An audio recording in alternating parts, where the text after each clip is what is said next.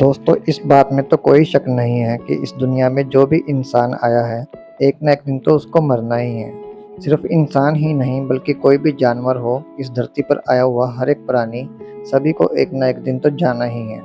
कोई कुछ समय जल्दी चला जाता है तो कोई कुछ समय देर से जाता है, पर जाना तो सबको ही है। क्या कभी ऐसा मुमकिन हो पाएगा कि इंसान या कोई भी प्राणी मौत को धोखा दे सके? क्या कभी साइंस इतनी तरक्की कर पाएगी कि मरे हुए इंसान को दोबारा से जिंदा किया जा सके, या फिर उसको कभी मरने ही ना दे और उसको इमॉर्टल बना दे? आपको यह जानकर हैरानी होगी कि अमेरिका की एक कंपनी ऑलरेडी इसी प्रोजेक्ट पर काम कर रही है। यानी मौत को धोखा दे सकने वाले फॉर्मूले पर बड़ी तेजी से काम किया जा रहा है। जिस तरह से एयरप्लेन की डिजाइनिंग को एरोनॉटिक्स कहा जाता है, इलेक्ट्रॉनिक्स डिवाइस की डिजाइनिंग को इलेक्ट्रॉनिक्स और रोबोट्स की डिजाइनिंग को रोबोटिक्स कहा जाता है, इसी तरह से डेड बॉडी को प्रिजर्व करके इस उम्मीद से रखना कि इसको दोबारा कभी जिंदा किया जाएगा, इस फील्ड को क्रायोनिक्स कहा जाता है। एक्सपर्ट्स को काफ़ी उम्मीद है कि आने वाले 50-70 सालों में साइंस इतनी तरक्की कर लेगी कि वो इंसान की मौत को रोक सके या टाल सके, या फिर मरे हुए इंसान को वापस जिंदा कर सकें। इसी वजह से इस दुनिया में जिन लोगों को मरने के बाद जिंदा होने की इच्छा है और उनको मेडिकल साइंस पर इतना यकीन है, उनके लिए स्कॉट सैडल एरिजोना में एल्कोर नाम की कंपनी का हेड ऑफिस मौजूद है। बाहर से देखने पर यह ऑफिस किसी आम ऑफिस की तरह ही लगता है, लेकिन बिल्डिंग के सेंटर में एक अजीबोगरीब नज़ारा देखने को मिलता है। धुआं छोड़ते हुए इन स्टील्स के बड़े बड़े कंटेनर्स में लगभग 300 लोगों की डेड बॉडीज को रखा हुआ है, और 33 पेट्स एनिमल की डेड बॉडीज को भी यहाँ दोबारा जिंदा होने की उम्मीद में फ्रीज किया गया है। यहाँ इंसान की मौत को उस अंदाज से नहीं देखा जाता जिस नज़रिए से मौत को हम देखते हैं, बल्कि एल्कोर की टीम का मानना है कि डेड बॉडीज भी एक नॉर्मल इंसान है, बस उनका दिल नहीं धड़क रहा और वो एक लंबे समय से चुपचाप सो रहे हैं। इसके अलावा इनकी बॉडी का हर एक पार्ट बिल्कुल परफेक्ट कंडीशन में है। हम यह भी कह सकते हैं कि इन 300 लोगों के लिए समय अगले कई दशकों के लिए रुक गया है। 60-70 सालों बाद अगर हकीकत में ही मेडिकल साइंस इनको जिंदा करने में कामयाब हो गई, तो वो वापस जिंदा हुए इंसान एक तरह से भविष्य में पहुंच जाएंगे, जैसा कि साइंस फिक्शन और टाइम मशीन की मूवीज में दिखाया जाता है। इन कंटेनर्स के अंदर इतनी ज़्यादा ठंडक है कि जितनी की दुनिया के सबसे ठंडे इलाके अंटार्कटिका में भी नहीं होती। लिक्विड नाइट्रोजन से भरे इन कंटेनर्स के अंदर का टेम्परेचर -196 डिग्री सेल्सियस तक होता है, जिसको कंप्यूटर्स और काफ़ी सारी मशीन्स के जरिए कंट्रोल किया जाता है। पावर सप्लाई कट में बैकअप के लिए जनरेटर्स का इस्तेमाल किया जाता है। एक कंटेनर के अंदर 4 फुल बॉडीज और 5 न्यूरो बॉडीज, यानी कि उनके सिर्फ सिर रखे हुए हैं। छोटा कंटेनर सिर्फ इंसान के सिर और चेहरे को ही फ्रीज करने के लिए बनाया गया है। 300 में से 116 बॉडीज ने सिर्फ अपने सिर को फ्रीज करवाया हुआ है, जिसमें उनका दिमाग और उसमें मौजूद तमाम यादें और डाटा 100% सेफ है। क्रायोनिक्स रिसर्चर्स का मानना है कि जब इनको दोबारा जिंदा किया जाएगा, तब सिर्फ चेहरा और सिर इनका अपना होगा और बॉडी के बाकी पार्ट्स आर्टिफिशियल होंगे। इनको अपने मरने से पहले की सारी बातें, सारी मेमोरीज अच्छी तरह से पता होंगी, और वो अपने दिमाग को बिल्कुल वैसे ही यूज़ कर पाएंगे जैसा कि वो मरने से पहले करते थे। इनकी आर्टिफिशियल बॉडी दिमाग से वैसे ही सिग्नल प्राप्त करेगी जैसे किसी आम इंसान की बॉडी करती है। इनका आर्टिफिशियल दिल भी वैसे ही खून को पंप करेगा जैसे कि प्राकृतिक दिल करता है।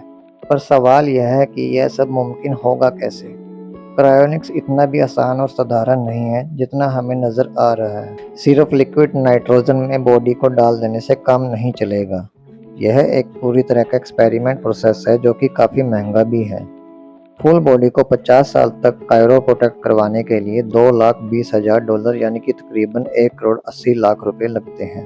और अगर किसी को अपना सिर्फ सिर प्रोटेक्ट करवाना हो तो उसको $80,000 यानी कि 65 लाख रुपए अपने मरने से पहले ही पे करने पड़ते हैं। एल्कोर की सारी शर्तें और नियम पूरे करने के बाद सारी डॉक्यूमेंटेशन पूरी की जाती है। उसके बाद उसे वेटिंग लिस्ट में जोड़ दिया जाता है।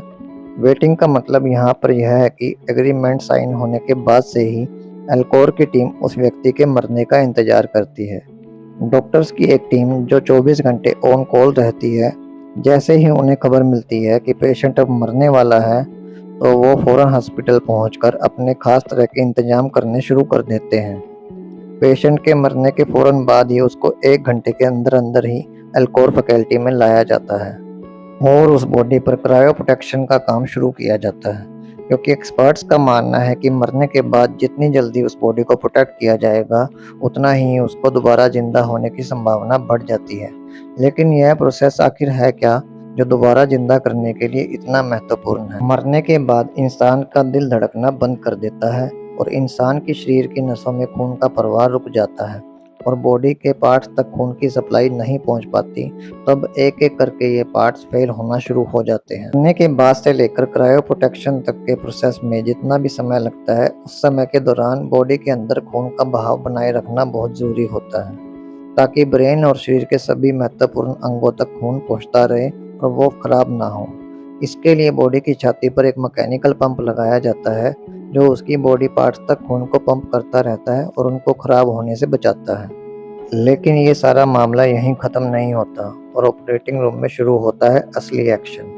यहाँ बॉडी में से सारा खून एक पंप की मदद से बाहर निकाल दिया जाता है और एक खास तरह का केमिकल वापस बॉडी में पंप करके डाला जाता है। यहाँ यह समझना जरूरी है कि इंसानी शरीर में 50 से 60% तक पानी होता है और अगर इसको ऐसे ही लिक्विड नाइट्रोजन में डाल दिया जाए तो बॉडी के सेल्स के अंदर का पानी क्रिस्टल बन जाएगा, जिसकी वजह से बॉडी सेल्स टूट जाएंगे और अगर वो टूट गए तो किसी भी तरीके से इनको वापस नहीं जोड़ा जा सकता। एल्कोर के डॉक्टर्स का मानना है कि बॉडी पार्ट्स को सही सलामत रखने के लिए ही इनकी वेंस में एंटी फ्रीज लिक्विड डाला जाता है और फिर बॉडी के टेम्परेचर को धीरे धीरे कम किया जाता है।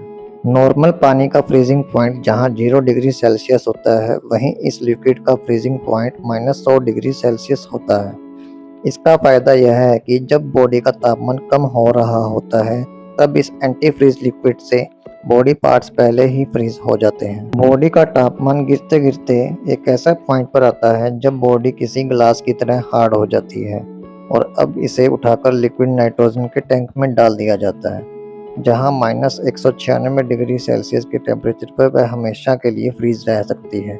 क्रायो प्रोटेक्ट की पूरी प्रक्रिया में डॉक्टर्स को लगभग 12 घंटे का समय लगता है और जिस बॉडी का केवल सिर वाला हिस्सा ही प्रिजर्व करना होता है, उस प्रक्रिया में डॉक्टर्स को 6 घंटे का समय लगता है। ब्रेन क्रायो प्रोटेक्ट करने के बाद उनको भी एक कंटेनर में डालकर लिक्विड नाइट्रोजन के बड़े टैंक में डाल दिया जाता है। धुआं छोड़ते हुए इन टैंक्स के बराबर से गुजरना ऐसा लगता है कि जैसे आप किसी ग्रेवयार्ड यानी कब्रिस्तान से गुजर रहे हो। यह यकीन करना काफ़ी मुश्किल है कि इनको मेडिकल साइंस की मदद से कभी ना कभी फिर से जिंदा किया जा सकेगा। हर टैंक के बाहर इन पेशेंट्स की एक फ़ोटो भी लगाई जाती है और उनकी फैमिली भी यहाँ पर रेगुलर विजिट कर सकती है। अभी तक हम ऐसा होते सिर्फ हॉलीवुड की मूवीज़ में ही देख सकते हैं, पर क्या यह कल्पना कभी सच हो सकती है? इस बारे में आपकी क्या राय है? मुझे कमेंट्स करके बता सकते हैं।